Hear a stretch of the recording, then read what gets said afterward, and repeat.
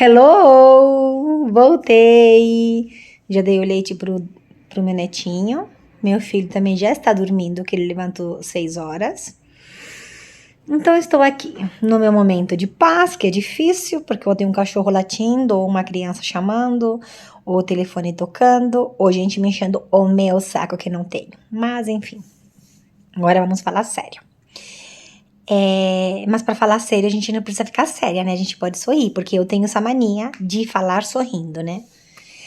Então é o seguinte, quando eu perdi meu filho, que eu não perdi um filho, poxa, o filho não é que a gente deu à luz uma vida, é um pedaço da gente, né?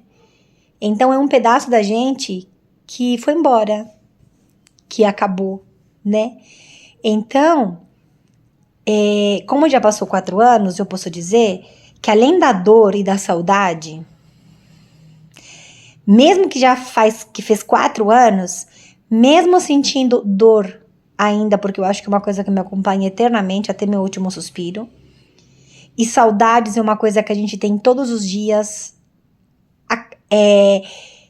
a esperança, assim, sabe, de vê-lo de novo, não vou ter. Não vou ter porque não vai acontecer, só se for em sonhos. Ou quando eu morrer. Tomara que eu tenha essa boa sorte de encontrar meu filho. Então, é quando as pessoas falam, sou o tempo só piora, porque o tempo passa e a gente fica cada vez com mais saudades e a dor não passa. Pelo contrário, à medida que o tempo vai passando, ela vai aumentando, ela vai se potencializando. É uma coisa que ela não melhora. Pode passar 10 anos, não vai melhorar, porque nós nunca vamos esquecer. Principalmente quando a gente tem outros filhos, né? Então, por exemplo, assim, que nem meu filho faleceu, eu tinha 21 anos. E o do meio tinha 19, 20, 21. Ia fazer 18. Então, faltava 3 meses para fazer 18. Então, eu fiquei com medo, porque o Felipe tinha 21, né? Então, eu não tive filho com 22, com 23, com 24. Até o meu filho do meio cumprir 22, eu fiquei com o coração na mão. Eu achei que esse dia não ia chegar, não sei. Porque a gente vê muitas mães que perderam 2 filhos, sei lá. Então, eu fiquei angustiada. Então, para mim, esse aniversário de 22 anos foi uma coisa muito significativa. Foi muito significativo para mim, para o meu filho e para o que faleceu. Sabe? Era uma dor que eu tinha, assim, dentro, um medo que a gente fica. Isso daí não é pessimismo e nem sexto sentido. É medo mesmo, né? Que o medo a gente pode chamar de várias formas. Então, eu tinha esse medo. Vou ser bem sincera pra vocês. Aí, meu filho fez 22 anos e, assim...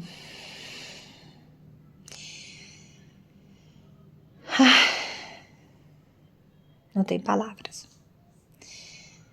Não tem palavras. E, enfim, continuando o assunto, como que ficou a minha vida depois de meu filho ter falecido? Eu tive que me agarrar à minha fé. Eu sou budista, mas eu respeito a fé de cada um, a religião de cada um, tá? Então, eu sou budista, então rezando o meu mantra, um Nam-myoho Renge Kyo, eu consegui que essa dor, que esse vazio amenizasse, não que sumiu. Mas eu fiz de uma maneira que me ajudou a me fortalecer. Porque eu fiquei. E eu tenho outros filhos para cuidar. E o meu filho que faleceu tinha uma filha, sabe? Então, se fosse para eu não suportar, eu já teria ido embora. Mas eu suportei, né?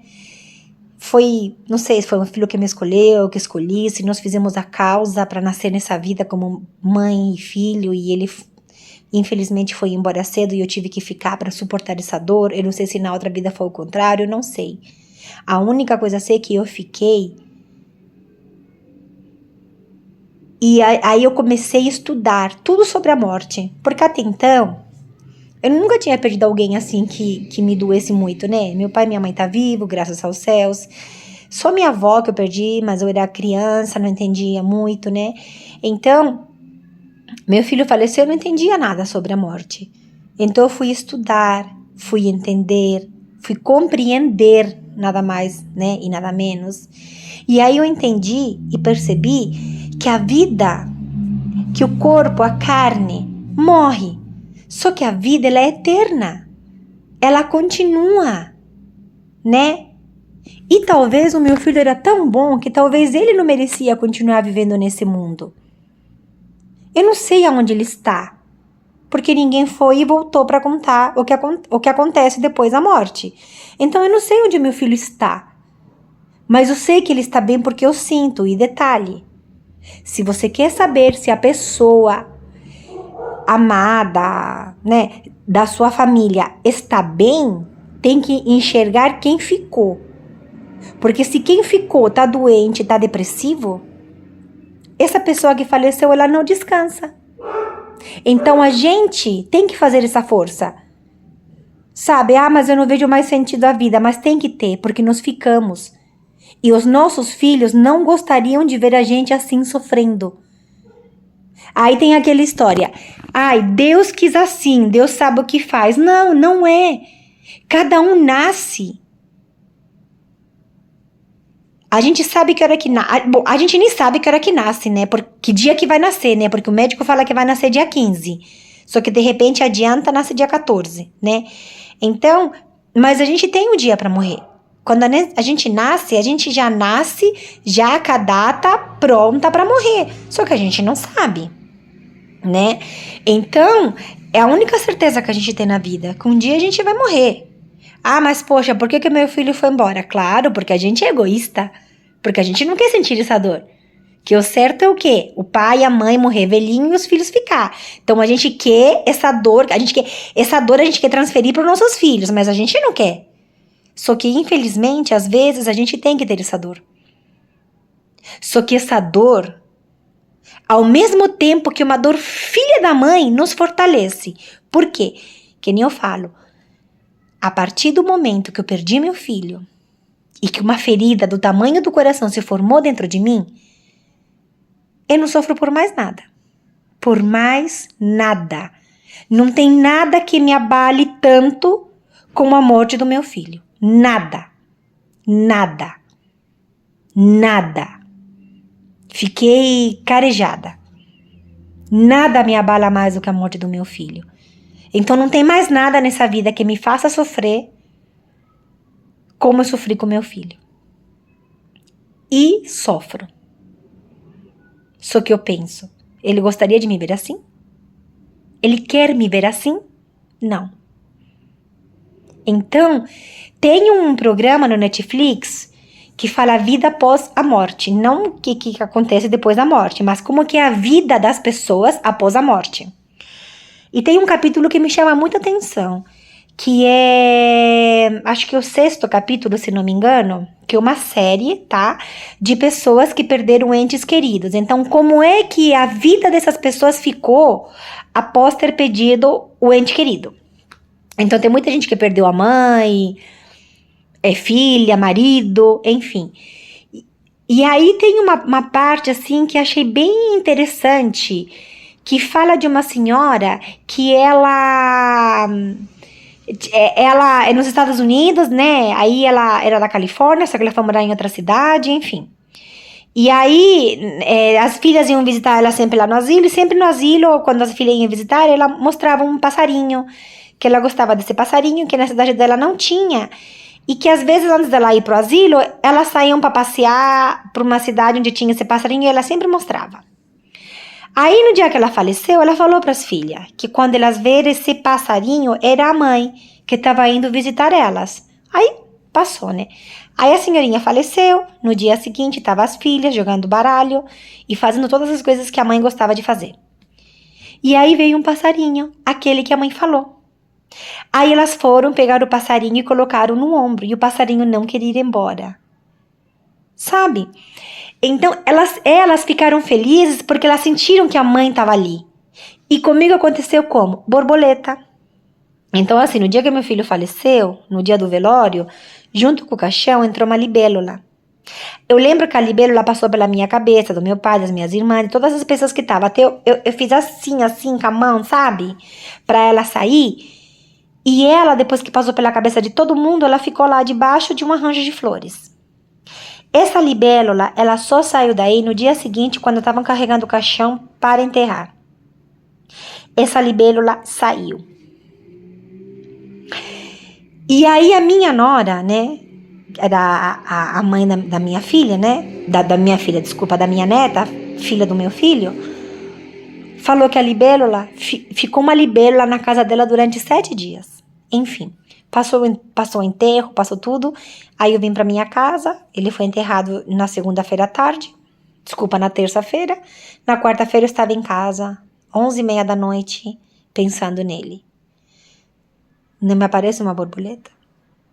Mas não foi só uma borboleta que eu vi. É o meu coração que ficou preenchido. E assim diversas vezes, nos momentos mais difíceis, às vezes eu peço a proteção do meu filho, né? Falo, Felipe, por favor, me proteja. Se você está aqui comigo, eu vou abrir a porta e vou encontrar uma borboleta. Acontece. Então, esses são sinais que eles nos dão. É através de borboleta, a luz apaga, liga e desliga, é através do passarinho, mas a gente tem que acreditar. Não adianta nada eu falar pra você, a gente tem que acreditar, a gente tem que abrir nosso coração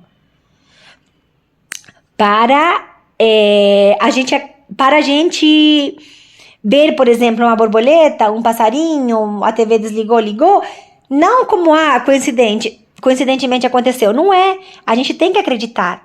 E não é também que o nosso ente querido se transforma numa borboleta, num passarinho que liga e desliga a TV, não. Mas a energia da pessoa a energia da vida dessa pessoa que faleceu, faz com que a borboleta venha até nós. Então, ou que seja o passarinho, que seja o que for. Então, a gente tem que acreditar nisso. Então, eu achei muito interessante esse programa. Assistam, né?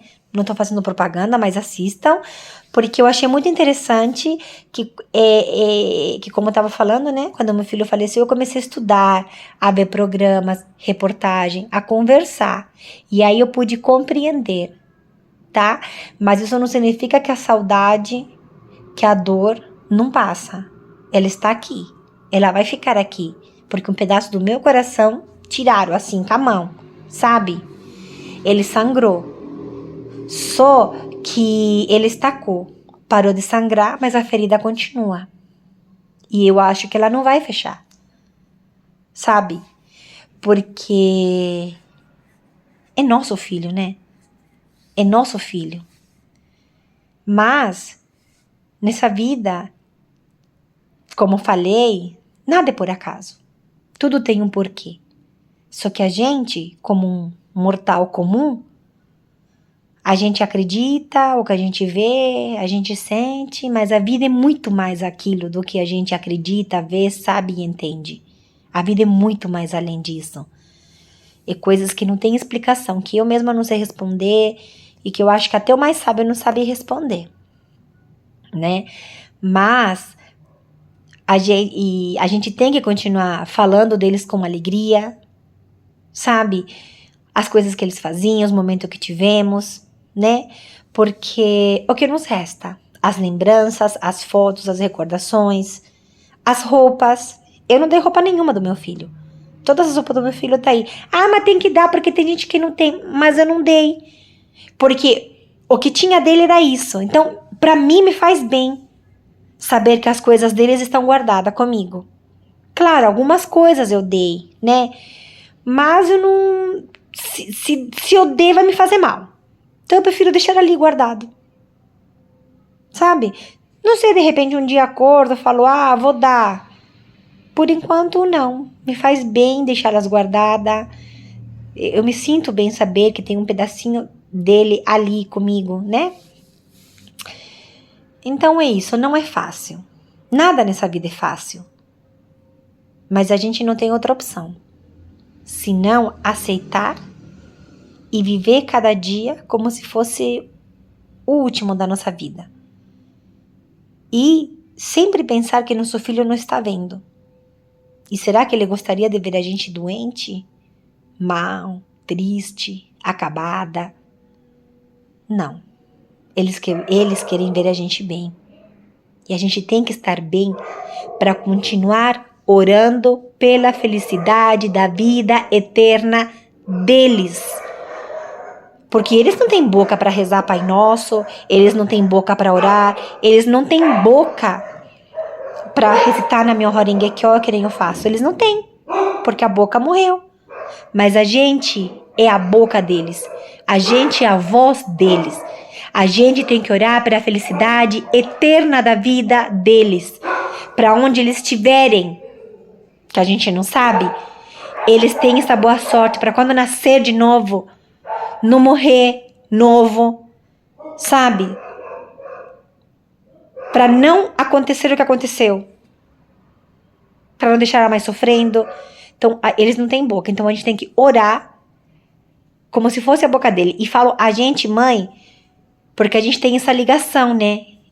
Assim, a nossa ligação com nossos filhos é algo direto, né? A gente sente eles, né? Então, não tem oração mais sincera, protetora e amorosa, cheia de amor do coração da mãe. A oração da mãe, ela é a mais pura, é a que toca a vida deles. Então, quando a gente tem esse sentimento de orar pela felicidade eterna do nosso filho, ele vai ficando bem, porque ele vai ficando um espírito feliz e não triste. E a gente vai se fortalecendo e o principal, nós nunca vamos estar longe deles. Ele sempre está com a gente. Você que perdeu seu filho, pensa, analisa quantas coincidências não aconteceu. Quando a gente sonha, quando a gente encontra alguém que a pessoa gostava, que nem meu filho, quando fez 22 anos, ele passou a meia-noite, né, do aniversário dele, com um amigo que o Felipe adorava, que de repente apareceu no caminho dele. É coincidência? Coincidências não existem. O Felipe não estava, mas ele enviou um amigo dele para passar com o irmão. Sabe? Então são detalhes mínimos que para mim faz toda a diferença, porque enche meu coração de alegria. Então hoje já falei bastante, não quero tornar algo cansativo, mas deixa, sei lá, alguma mensagem ali, né? Alguma coisa que você queira ouvir, me chama no particular. Tenho lá o Instagram, Katia Star Oficial, igualzinho como tá escrito aqui no YouTube, Katia Star Oficial. Então, se você quer mandar alguma coisa no direct pra mim, alguma pergunta que você queira fazer, algum assunto. Ai, não esqueçam que eu sou chilena, então eu tenho sotaque quando eu fico nervosa, que nem tipo agora. Tô à vontade, mas tô um pouco nervosa. O sotaque aflora mais. Mas é isso, tá? Vou deixar vocês. Beijos, boa noite, até a próxima.